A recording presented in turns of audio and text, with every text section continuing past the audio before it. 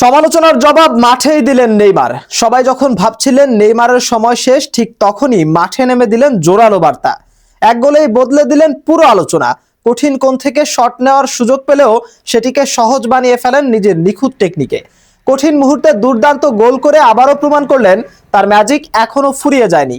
বিশ্বকাপ স্কোয়াডে ফেরার লড়াইয়ে এই পারফরমেন্স কি বদলে দেবে সব হিসাব নিকাশ? আরো বিস্তারিত প্রতিবেদনে। কোপা সুদামেরিকানার উত্তপ্ত মঞ্চে রেগুলেটার বিপক্ষে শুরুর একাদশেই ছিলেন সান্তোস তারকা নেইমার জুনিয়র। বিরতির ঠিক আগ মুহূর্তেই সব আলো নিজের করে নিয়েছিলেন ব্রাজিলিয়ান সুপারস্টার। দারুণ এক গোল করে ভক্তদের মাতিয়েছেন আনন্দে, আর একই সাথে বিশ্বকাপ স্কোয়াডে থাকার বার্তাটা নেইমার দিলেন জোরে সোরে। ম্যাচের 41 মিনিটে মঞ্চে নিজের উপস্থিতি জানান দেন নেইমার। কঠিন কোণ থেকে শট নেওয়ার সুযোগ পেলেও সেটিকে সহজ বানিয়ে ফেলেন নিজের নিখুঁত টেকনিকে।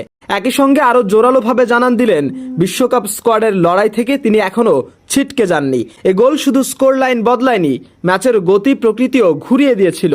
এ গোলের পরই আক্রমণে আরো বেশি সক্রিয় হয়ে ওঠে সান্তোস, আর সেই গোলের মাধ্যমে ক্লাবটির হয়ে নিজের গোল সংখ্যা 155-তে নিয়ে যান নেইমার। আর মাত্র 2 গোল করলেই সান্তোসের ইতিহাসে নবম সর্বোচ্চ গোলদাতার তালিকায়ও উঠে আসবেন তিনি। তবে নাটক বাকি ছিল শেষ দিকে। ম্যাচের 86তম মিনিটে ফার্নান্দ গালেনোর গোলে সমতায় ফেরে রেগুলেটা। জয়ের খুব কাছে গিয়েও পূর্ণ 3 পয়েন্ট না পাওয়ার হতাশা থাকলেও সমর্থকদের বড় স্বস্তি হয়ে আসে নেইমারের পারফরমেন্স। নিজের চিরচেনা স্টাইলে উদযাপনও করেছেন ব্রাজিলিয়ান সুপারস্টার।